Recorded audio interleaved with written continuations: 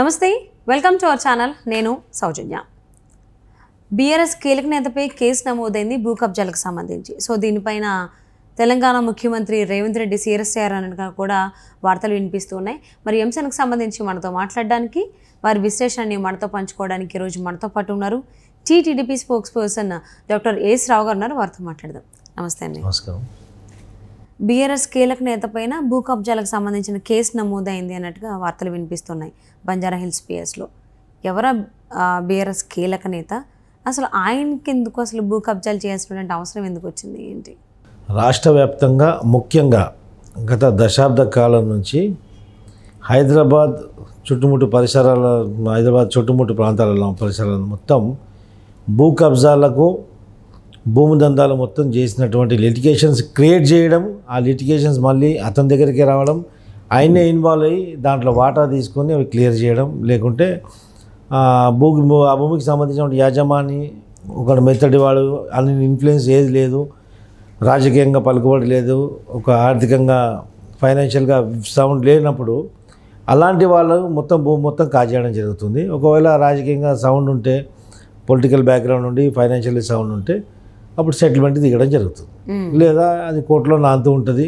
ప్రభుత్వం వాళ్ళ చేతిలో ఉంది కాబట్టి దాంతోపాటు ఈ పోలీసులు కూడా వానికి కుక్కలాగా వ్యవహరించారు కాబట్టి ఇలా అన్యాయంగా అనేకమైనటువంటి ల్యాండ్లు, వందలాది ల్యాండ్లు కబ్జాలు చేయడం జరిగింది. దాంట్లో నేను కూడా ఒక బాధితుడిని. నాకు కోకాపేటలో ఉన్న ల్యాండ్ ఉంది, 6 ఎకరాల ల్యాండ్ ఉంది. అది మోటేషన్కి మేము అప్లై చేసాము. కోర్టు నుంచి మాకు రిజిస్ట్రేషన్ అయ్యింది. మేము మోటేషన్ అప్లై చేసినాక అది పెండింగ్ పెట్టారు. పెండింగ్ పెట్టి ఆ ప్రైమ్ లొకాలిటీలో నా ల్యాండ్ ఉండడం జరిగింది. బహుశా ఆ ఏరియాలో నా ఒక్కటే ల్యాండ్ వెకేట్ ఉంది. దానిపైన ఈ దొంగ నజర్ పడ్డది. డైరెక్ట్ ఏం చేశాడు, కడప నుంచి రాయలసీమ నుంచి ఒక బ్యాచ్ని పిలిపించి వాళ్ళకి ఏదో కంపెనీ అని చెప్పేసి వీళ్ళపైన డూప్లికేట్ రిజిస్ట్రేషన్ చేయడము. మేము కోర్టులో రిజిస్ట్రేషన్ చేయమని మాకు ఆర్డరు, కోర్టు నుంచి రిజిస్ట్రేషన్ అయినాక రిజిస్ట్రేషన్ చేయట్లేదని చెప్పి మళ్ళీ కోర్టుకు ఆశ్రయిస్తే కోర్టు కూడా 3 నెలల లోపల రిజిస్ట్రేషన్ చేయమని చెప్పి మొటేషన్ చేయమని ఆర్డర్ ఇచ్చినాక హైకోర్టు ఆర్డర్ ఉండగా కూడా అది పక్కకు పెట్టి రాయలసీమ నుంచి ఒక బ్యాచ్ని తీసుకొచ్చి మొత్తం డూప్లికేట్ దస్తావేజులు సృష్టించి రాత్రు వాళ్ళకు రిజిస్ట్రేషన్ చేసేసి వాళ్ళకు మొటేషన్ చేయండి 24 అవర్స్లో వాళ్ళకు పాస్బుక్లు కూడా ఇష్యూ చేయడం జరిగింది. అదే కాకుండా ఆ ల్యాండ్లో వాళ్ళు కబ్జా దిగడానికి కూడా, ఆ ల్యాండ్ పొజిషన్ తీసుకోవడానికి పోలీసులు కూడా వాళ్ళకి సహకరించడం. దీనికి అన్నిటికీ కారణం కేటీఆర్, హ్యాపీరావు అలియాస్ సంతోష్రావు.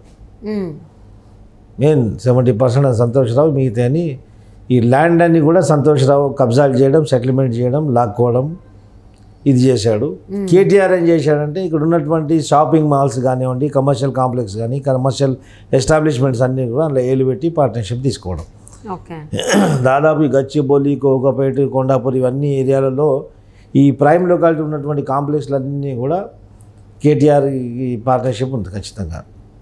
ఈ విధంగా రాష్ట్ర సంపదని కాకుండా రాష్ట్ర సంపదని మొత్తం కొలగొట్టారు. ప్రభుత్వ సంపదను, ప్రభుత్వ భూములన్నీ కూడా అమ్మేశారు. అదే కాకుండా ప్రైవేట్ వ్యక్తులే భూములు కూడా, ప్రైవేట్ ల్యాండ్ కూడా, అది ఎస్సీ కానివ్వండి, ఎస్టీ కానీ ఎవడైనా కానివ్వండి, మొత్తం ఆక్రమించుకోవడం, అమ్మడం, ఆక్రమించుకొని ఏదో రౌడీ షెల్టర్కి అమ్మడం, లేకుంటే ఏదో బయట కంపెనీకి అమ్మడం, దానికి పోలీసులు సహకరించడం, రెవెన్యూ మొత్తం వాళ్ళ ఇంట్లో ఉన్నటువంటి వాళ్ళ ఇంట్లో రాసినట్టు గ్రంథాలుగా రాసుకున్నారు. మొత్తం రెవెన్యూలో వాళ్ళ ఇష్టం వచ్చినట్టు మార్పులు చేర్పులు చేసుకున్నారు. దీంతో రాష్ట్ర ఖజానా నుంచి ఉన్నటువంటి సొమ్ము కూడా నాశనం చేశారు.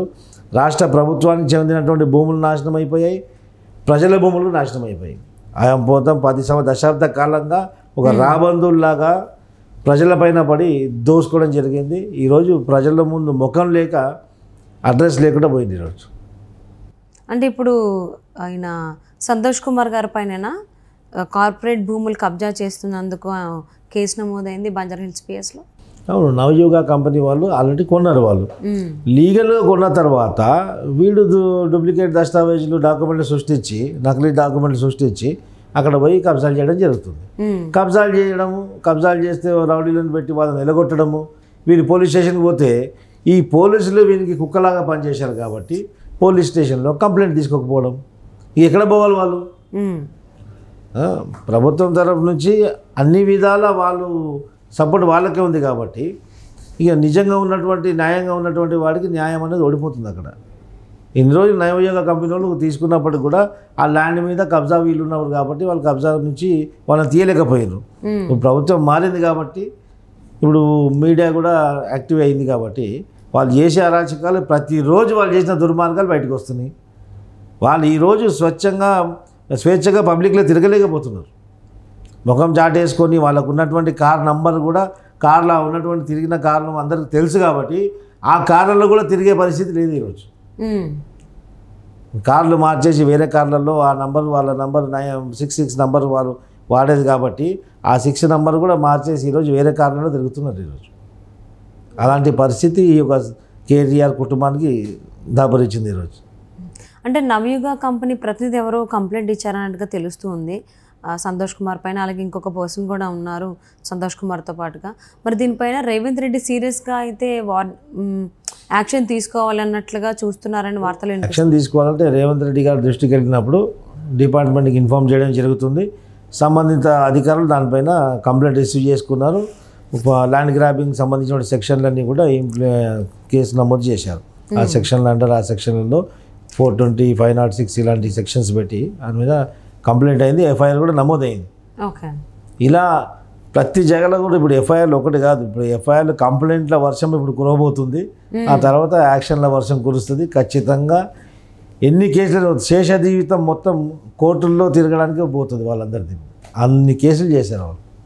అంటే మొట్టమొదటిసారి ఎప్పుడైతే రేవంత్ రెడ్డి అధికారం చేజిక్కించుకున్నారో, ప్రమాణ స్వీకారం చేస్తారో, ఇమీడియట్గానే ఒక కుంభకోణాన్ని బయటకు తీయడం జరిగింది. ఎలక్ట్రిసిటీకి సంబంధించి, విద్యుత్ శాఖకు సంబంధించి. సో డే బై డే ప్రతిదీ కూడా అవినీతికి అవినీతో ఏదో కుంభకోణం బయటకు వస్తూనే ఉంది. ఇప్పుడు సంతోష్ కుమార్ గారి పైన ఏకంగా భూ కబ్జాలకు సంబంధించి కార్పొరేట్ భూముల్ని కబ్జా చేస్తున్నారని కేసు కూడా నమోదైంది. సో మరి ఇంకా ఇలాంటివి వస్తూనే ఉంటాయంటారా? దేశవ్యాప్తంగా ప్రపంచంలో ఎక్కడ ఇలాంటివి చూడలేదు. ఒక పార్టీ అధికారంలోకి ఉంటుంది, తర్వాత ఓడిపోతే అధికారం నుంచి ప్రతిపక్షంలోకి వెళ్ళిపోతుంది, మళ్ళీ ప్రతిపక్ష పాత్ర నిర్వహించడం జరుగుతుంది. కానీ ఇక్కడ పరిపాలన జరగలేదు. దశాబ్ద కాలంగా దొంగతనాలు చేశారు వీళ్ళంతా. దొంగతనాలు, దోపిడీలు చేశారు దశాబ్ద కాలంగా. అందుకే కదా ఎక్కడన్నా చూసారా ప్రభుత్వం నుంచి ఆ పార్టీ ఓడిపోయిన తర్వాత ఆ కీలకమైనటువంటి పత్రాలు, కీలకమైన ఫైల్స్ ధ్వంసం చేయడం ఇప్పటిదాకా మనం చూడలేదు. ఫైల్స్ ధ్వంసం అనేది చరిత్ర వీళ్ళదే. రేవంత్ రెడ్డి గారు వచ్చిన తర్వాత ప్రభాకర్ రావు దశాబ్ద కాలంగా ఆయనే ఎండి ఉండడం, అనేకమైనటువంటి కీలక నిర్ణయాలు తీసుకోవడం, స్కాములు. ప్రభాకర్ రావు గారు యానిమల్ హస్బెండరీలో ఈ యొక్క గొర్రెల పంపిణీ విషయంలో యానిమల్ హస్బెండరీ డిపార్ట్మెంట్లో ఆ మంత్రిత్వ శాఖలో ఆ సంబంధించిన సెక్రటరీ ఫైల్స్ రాత్రి ఫైల్స్ గాయబిగడం, ఫైల్స్ కాల్ చేయడం. చాలా శాఖలకు సంబంధించి ఫైల్స్ మిస్ అయ్యి ఫైర్ యాక్సిడెంట్ అవ్వట్లేదు, ఎవరు తీసుకెళ్ళిపోయారని వింటూనే ఉన్నాం. నుంచి అనేకమైనటువంటి రంగాల్లో, అనేకమైనటువంటి డిపార్ట్మెంట్స్లలో ఫైల్స్ ధ్వంసమయ్యాయి, దగ్నమయ్యాయి. ఇలాంటి కార్యక్రమాలు దొంగతనం చేసినట్టే కదా. అవును. సో ఇప్పుడు ప్రజెంట్ అయితే ఈ శాఖలకు సంబంధించి ఫైల్స్ మిస్ అవ్వడం ఒక ఎత్తు అయితే, ఇప్పుడు ఫ్రెష్గా కేసులు కూడా నమోదవుతున్నాయి కార్పొరేట్ భూముల కబ్జాలకు సంబంధించి. అందులో సంతోష్ కుమార్ గారిపైన ఫైల్ అయింది కేసు. సో మరి దీనిపైన రేవంత్ రెడ్డి అయితే సీరియస్ యాక్షన్ తీసుకోవాలన్నట్లుగా చూసినట్టుగా తెలుస్తుంది. ఖచ్చితంగా రేవంత్ రెడ్డి సీరియస్ యాక్షన్ ఒకవేళ తీసుకోకపోతే దీంట్లో రేవంత్ రెడ్డి ప్రమేయం ఉందని చెప్పేసి, వీళ్ళకు రేవంత్ రెడ్డి సహకరిస్తుందని చెప్పేసి ప్రజల్లో ఒక నెగటివ్ ఇంపాక్ట్ వచ్చే అవకాశం కూడా ఉంటుంది. సో మరి రేవంత్ రెడ్డి దేన్ని వదలట్లేదు, ప్రతిదాన్ని బయటకు తీస్తూ ఉన్నారు. సో అలాగే ఇప్పుడు కొత్తగా భూ కబ్జా బయటకు వచ్చింది. మరి ఇది ఏ రకంగా విచారణ జరుగుతుంది? దాన్ని ఇంకా కొంచెం వేగవంతం చేస్తే ఈయన ప్రజల పక్షాన ఉన్నట్టు ప్రజల్లో ఒక ఇంటెన్షన్ క్రియేట్ అవుతుంది, ఆలోచన. సో విచారణ ఎలా జరుగుతుంది? ట్రాన్స్పరెంట్గా జరుగుతుందా, లేకపోతే ఏమన్నా రేవంత్ రెడ్డి గమ్మున అయిపోతారా ఎలక్షన్స్ అయిన తర్వాత అని చూద్దామండి. And thank you so much for spending valuable time with us.